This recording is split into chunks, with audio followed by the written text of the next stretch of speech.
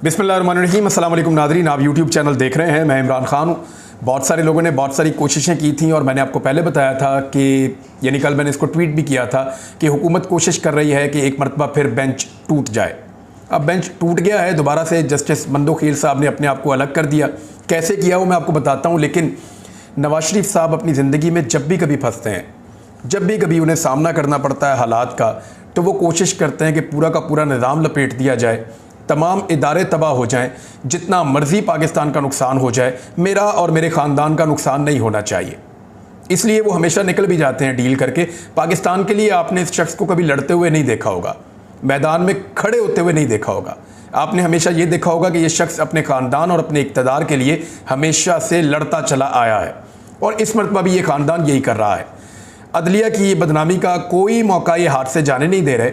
जजेस और उनके ख़ानदान के लोगों की तस्वीर लगाकर, इवन उनकी फैमिली की तस्वीर लगाकर मुस्लिम लीग नून के सोशल मीडिया के जो अकाउंट्स हैं वो उनको वायरल कर रहे हैं। ना सिर्फ वायरल कर रहे हैं बल्कि इन अकाउंट्स को मरियम नवाज फॉलो भी करती हैं, और बहुत सारे ऐसे अकाउंट्स जो हैं उनको अब आइडेंटिफाई किया गया है जो अदलिया के ऊपर एक घिनौनी किस्म की प्रोपेगेंडा कैंपेन चला रहे हैं। ये मियां नवाज शरीफ साहब के ईमा पे हो रहा है। जैसे माजी में वो करते रहे हैं उसी तरह वो इस वक्त भी कर रहे हैं। हुआ क्या actually supreme court of Pakistan में, ये बड़ी अहम खबरें हैं, मैं आपके साथ शेयर कर देता हूं। सबसे पहले तो ये है कि बेंच एक मरतबा फिर टूट गया। जस्टिस जनाब मंदोखील साहब ने निकलना था बेंच में से, वो निकल गए। समाज शुरू होने से कबल चीफ जस्टिस ने कहा कि मिस्टर अटॉर्नी जनरल, इससे पहले कि आप कुछ कहें, जस्टिस जमाल खान मंदोखील कुछ कहना चाहते हैं। जस्टिस जमाल खान मंदोखील बेंच का हिस्सा नहीं रहना चाहते, जबकि कल जस्टिस जमाल खान मंदोखील बेंच में शामिल होने पर रजामंद थे।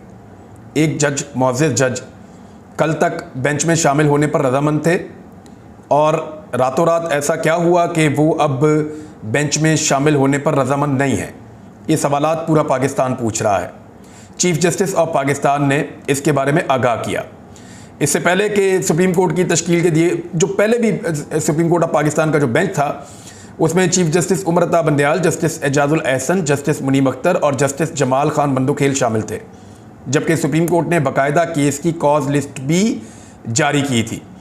अच्छा, बेंच की तश्कील के बाद जस्टिस जमाल मंदोखील का इख्तलाफी नोट भी सामने आया था, और काजी फ़ायद ईसा साहब के फ़ैसले को उन्होंने कहा था कि ये उसकी तरफ तवज्जो दी जाए और ज़ेर तवज्जो लाने की उस फैसले को ज़रूरत है, ये कहा था जस्टिस जमाल खान मंदोखील ने। उन्होंने कहा मैं कल भी कुछ कहना चाह रहा था और मुझसे मुशावरत नहीं की गई, शायद मुझसे मशवरे की ज़रूरत नहीं थी, या इससे कबल ये समझा नहीं किया। अल्लाह हमारे मुल्क की खैर करे और जो भी बेंच बने ऐसा फ़ैसला हो जो सबको कबूल हो।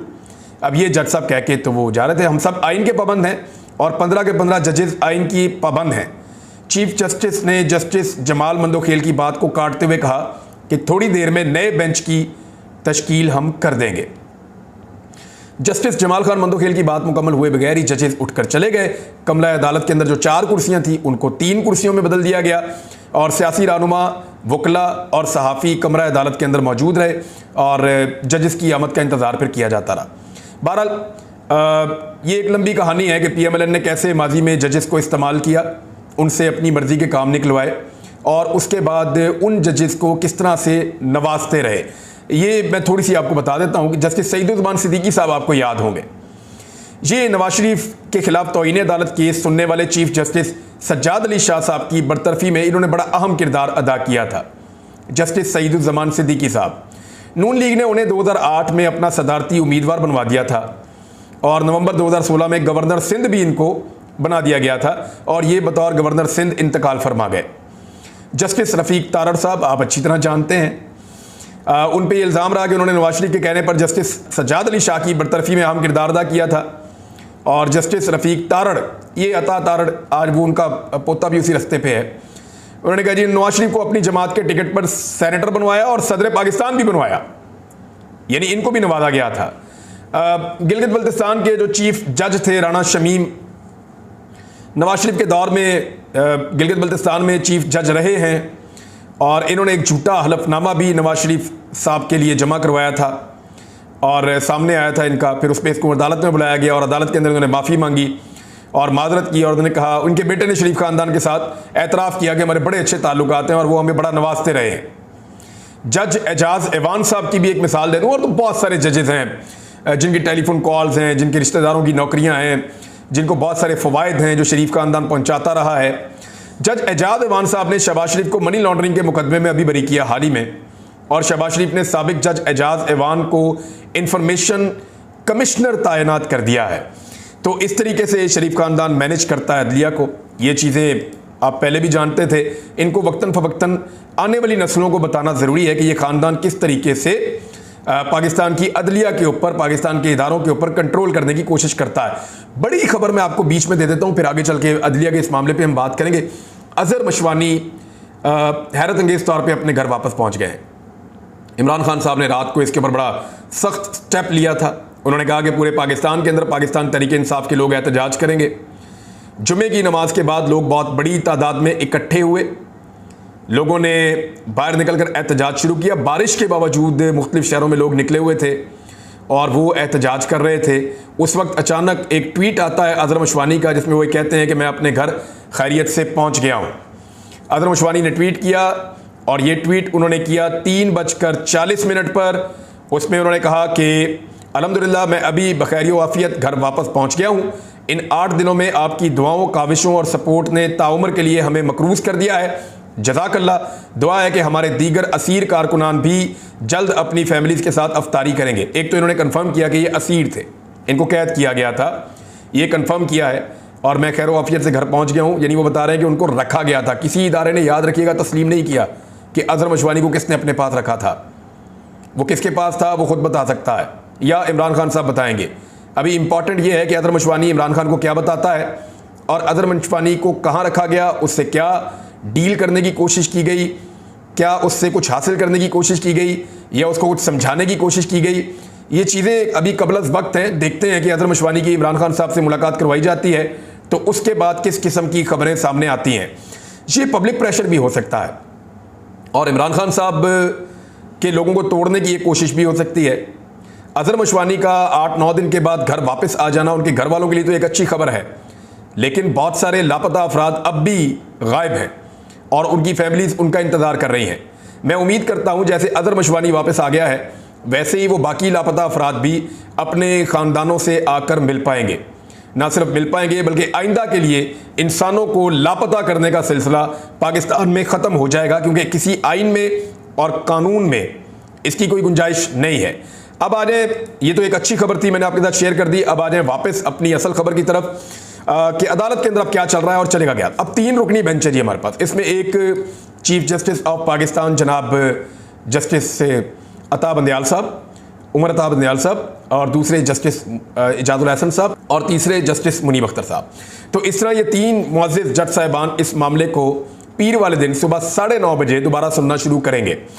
कोशिश की गई कि फुल कोर्ट बनाया जाए या फुल बेंच एक तश्कील दिया जाए, लेकिन इस मामले को रिजेक्ट कर दिया गया अदालत की जानिब से फ़िलहाल, और सुप्रीम कोर्ट ऑफ पाकिस्तान ने इसको रिजेक्ट किया, मुस्तरद किया कि फुल कोर्ट नहीं बनेगा। जो बेंच बना हुआ है वही इस मामले को आगे चलाएगा। चीफ जस्टिस ऑफ पाकिस्तान की सरबराही में जस्टिस एजाजुल हसन और जस्टिस मुनीब अख्तर पर मुश्तमिल सुप्रीम कोर्ट के 3 रुकनी बेंच ने पंजाब और खैबर पख्तूनख्वा इंतखाबात इल्तवा के खिलाफ इमरान खान की दरख्वास्त की समाअत की है। पाकिस्तान बार कौंसिल की फुल कोर्ट की इस्तदा जो है उन्होंने की, और उसमें फुल कोर्ट बनाए या कम अज़ कम फुल कोर्ट मीटिंग की जाए, जिसके ऊपर जो है वो मुस्तरद कर दी गई है दरख्वास्त। फ़िलहाल जजेस के आपस में ताल्लुकात अच्छे हैं, ये चीफ जस्टिस ऑफ पाकिस्तान ने कहा। उन्होंने कहा हम सोच रहे हैं जजेस के आपस में ताल्लुकात अच्छे हैं, बामी एतराफ़ और शाइस्ता गुफ्तगू पहले भी हुई, बाद में भी सियासी मामला सामने आए जिस पर मीडिया और प्रेस कॉन्फ्रेंसेस से तेल डाला गया। अदालत ने सारे मामले पर तहम्मुल का मुजाहरा किया है। कुछ लोग चंद जजेस पर तनकीद कर रहे हैं, कुछ लोग दूसरे जजेस पर तनकीद कर रहे हैं। हम इस मामले को भी देखेंगे। समाअत के बाद कुछ मुलाकातें करूंगा। तवक्को है कि पीर का सूरज अच्छी नवीद लेकर तुलू होगा। अटॉर्नी जनरल ने कहा कि अदालत से गुजारिश है कि पहले दर्जा हरारत कम करें।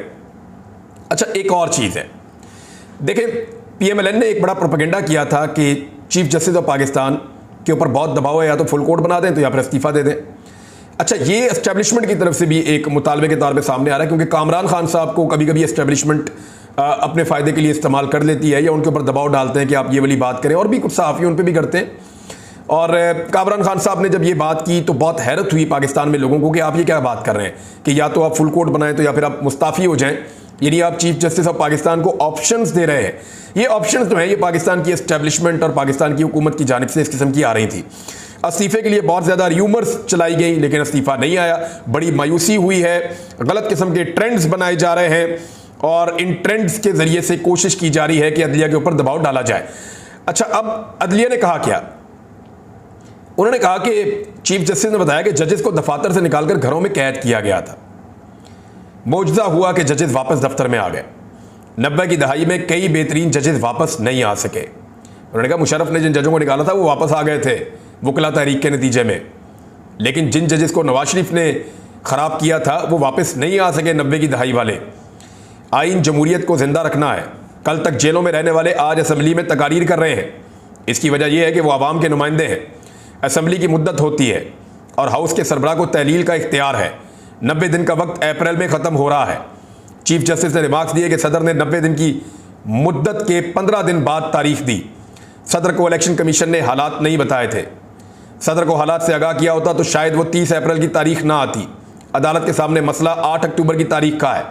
अदालत को ठोस वजह बताएं या डायलॉग शुरू करें। हुकूमत को माजी भुलाना पड़ेगा। उन्होंने कहा एक फरीक पार्टी चेयरमैन की गारंटी दे रहा है, शायद हुकूमत को भी माजी भुलाना पड़ेगा। असम्बलियों की मुद्दत वैसे भी अगस्त में मुकम्मल हो रही है। अगर हुकूमत और अपोजिशन के मुज़ाकरात हों तो कुछ दिन वक्फा कर लें। अगर मुज़ाकरात नहीं होते तो आईनी किरदार अदा करेंगे। अदालती फैसला बाइख्तियार होगा। ये हुकूमत और अपोजिशन अगर मिलकर, अदालत जो कहना चाह रही है, एक्चुअली जो चीज़ें जाती हुई नजर आ रही है वो ये है कि हुकूमत और अपोजिशन मिलकर तय कर ले कि इंतखाबात कब करवाने, बजट के बाद करवाने या बजट से पहले करवाने। अगर तो ये हुकूमत बज़िद है कि ये बजट देना चाहती है तो ठीक है, जून में बजट दे दे और अगस्त में इंतखाबात करवा दे। कोई एक टाइम तय कर ले और सुप्रीम कोर्ट ऑफ पाकिस्तान को वो तारीख बता दें, सितंबर में, अगस्त में, अक्टूबर में, जब भी इंतखाबात करवाने हैं वो एक तारीख कर लें। अदरवाइज फिर सुप्रीम कोर्ट ऑफ पाकिस्तान आइन के मुताबिक फैसला करेगी और आइन कहता है कि 90 दिन के अंदर इंतखाबात करवाए जाएं, इसके अलावा नहीं हो सकता। चीफ जस्टिस ने कहा कि आपको किसने कहा कि 2 जजेस बेंच से अलग हुए थे? अदालत का 27 फरवरी का हुक्म पढ़े, इसमें कहां लिखा है मामला चीफ जस्टिस को बेंच की असरे नौ तश्कील के लिए भेजा गया था। चाहता तो तमाम जजेस को भी तब्दील कर सकता था। अगर आप वही करना चाहते हैं जिससे मसला बना तो हमारी प्राइवेसी में मुदाखलत होगी। समाअत रोकने वाला हुक्म समाअत रोकने वाला हुक्म हम जजेस आपस में ज़ेरे बहस लाएंगे। आप दर्जा हरारत कम करने वाली ऑप्शन पर ही रहे, जल्द ही इन मामलात को सुलझा देंगे। अच्छा, फुल कोर्ट मेरे जहन में था, चीफ जस्टिस ने यह भी बताया। उन्होंने कहा कि फुल कोर्ट वाला मामला मेरे जहन में था। एक बात यह है कि मामूल के मुकदमात मुतासिर ना हो, बाद औक़ात तमाम जजेस दस्तयाब भी नहीं होते। गुज़िश्ता हफ्ते कोयटा, कराची और लाहौर में भी बेंच थे, इस हफ्ते भी लाहौर में बेंच था। 9 रुकनी बेंच तश्कील देते वक्त तमाम जजेस के बारे में सोचा और जस्टिस अतर बिन अल्लाह को आइन से हम आहंग पाया। Justice Mansoor Ali Shah, justice Yahya Afridi, justice Munib Akhtar आइन के माहिर हैं। जस्टिस एजाजुल एहसन भी आइन के माहिर हैं। आप पूछ सकते हैं जस्टिस मज़ाहिर अली नकवी क्यों शामिल किए गए? जस्टिस मज़ाहिर अली नकवी को शामिल करना खामोश पैगाम देना था। 2 साल जस्टिस फ़ाइज़ ईसा केस चला और अदालत को सज़ा मिली। जस्टिस फ़ाइज़ ईसा के लिए भी मुकदमा सज़ा ही था। अच्छा, इस तरीके से चीफ जस्टिस साहब ने बहुत सारी चीज़ें क्लियर की हैं। बीच में चीफ जस्टिस ऑफ पाकिस्तान की आवाज़ भर भी आई, यानी थोड़ा सा वो रंजीदा हो गए और जज्बाती आवाज़ में उन्होंने कहा कि जस्टिस इकबाल हमीदुर रहमान को इस्तीफ़े से रोका था। हमीदुर रहमान ने कहा मरहूम बाप को क्या मुँह दिखाऊंगा, इधर उधर की बातों से मैं जज्बाती हो गया था। जस्टिस मुनीब अख्तर ने पूछा कि हुकूमत के बाद इस वक्त कितना पैसा मौजूद है। यानी अब मामला आ गया है यहाँ पे कि हुकूमत कहती है हमारे पास पैसे नहीं है। दहशतगर्दी की भी बात करते हैं तो उसमें कुछ ऑब्जर्वेशन मैं आपके सामने रख देता हूँ जो सुप्रीम कोर्ट ऑफ पाकिस्तान से आ रही हैं। एक तो ये, जो इदारा इलेक्शन कमीशन को मावरत नहीं करेगा उसके फिर नताइज भुगतने होंगे। ये तय है कि इलेक्शन तो होने हैं, कब इलेक्शन कराने हैं ये तय करना बाकी है, चीफ जस्टिस उमर अता बंदयाल साहब ने कहा। यानी तमाम इदारों के लिए ये जिम्मेदारी है कि वो इलेक्शन कमीशन के साथ ताउन करेंगे, चाहे फौज है, चाहे अदलिया है, चाहे दीगर इदारे हैं, चाहे ब्यूरोक्रेसी है, चाहे हुकूमत को फंड्स देने हैं, महकमा खजाना है, सबको ताउन करना है इलेक्शन कमीशन ऑफ पाकिस्तान के साथ। और जो नहीं करेगा फिर उसको नताइज भुगतना पड़ेंगे। अगर फौज इलेक्शन में सिक्योरिटी की जिम्मेदारियां अदा नहीं करेगी तो सुप्रीम कोर्ट फौज को ड्यूटी देने के लिए तलब कर सकती है। जस्टिस मुनीब अख्तर ने ये रिमार्क्स दिए हैं। लगता है अटॉर्नी जनरल के पास मजीद कुछ कहने के लिए नहीं है। चीफ जस्टिस ऑफ पाकिस्तान ने बीच में ये भी रिमार्क्स दिए इलेक्शन कराना वफाकी हुकूमत की जिम्मेदारी है, हमें हुकूमत की मुश्किलात का अंदाज़ा है, 90 रोज़ के अंदर इलेक्शन नहीं कराए जा सके क्योंकि पहले भी टाइम जो है वो 15 दिन आगे का दिया गया था। सिर्फ ये देखना है कि मज़ीद कितने दिन दरकार होंगे। बहरहाल मामला जो है वो इंतखाबात की तरफ जा रहा है नाज़रीन, और इंतखाबात ही करवाने पड़ेंगे। इमरान खान साहब ने यहाँ पे कुछ स्टेटमेंट दिए हैं, वो स्टेटमेंट मैं आपके सामने रख देता हूँ, फिर अगले वीलॉग में बहुत कुछ इंपॉर्टेंट चीज़ें मुझे आपको बतानी है। इमरान खान ने कहा कि नून लीग ने जैसे 1997 में नवाज शरीफ के खिलाफ तौहीन अदालत की दरखास्त पर समाअत करने वाले चीफ जस्टिस सज्जाद अली शाह पर हमले के लिए सुप्रीम कोर्ट पर धावा बोला, वैसे ही एक मरतबा फिर ये सुप्रीम कोर्ट और चीफ जस्टिस को धमका रही है क्योंकि इंतखाबात से खौफजदा है। उन्होंने कहा, मैं चाहता हूं कि ज़रूरत पड़ने पर पूरी कौम आइन, जमहूरियत और कानून की हुक्मरानी के दिफा के लिए सड़कों पर निकलने के लिए तैयार रहे। अब मुझे ऐसा लगता है कि जिस तरह एक वकला की तहरीक चली थी, उस किस्म की एक तहरीक शायद इमरान खान के दिमाग में चल रही है। अब इस बहरान से और एक नई तहरीक से अगर लोग बचना चाहते हैं तो फिर अदालतों को उनका काम करने दीजिए। आइन और कानून ही एक ऐसी चीज़ है जो पाकिस्तान को बहरान से और आने वाली तहरीकों से बचा सकता है, वरना पाकिस्तान की आवाम को तहरीक चलाकर अदलिया की बहाली के लिए एक मरतबा फिर काम करना पड़ेगा। उन्होंने मजीद कहा कि मेरी अपनी वकला बरादरी से खुसूसी अपील है कि आईन पाकिस्तान और कानून की हुक्मरानी के तहफ़्फ़ुज़ के लिए इसी तरह आगे बढ़कर किरदार अदा करें जैसा उन्होंने 2007 में जो वकला की तहरीक शुरू हुई थी उसमें अदा किया था। तो ये जी इमरान खान साहब की बातें। अब तक के लिए इतना ही। अपना ख्याल रखिएगा, अपने चैनल का भी। अगले वीलॉग में इंपॉर्टेंट चीज़ें हैं। अल्लाह हाफ़िज़।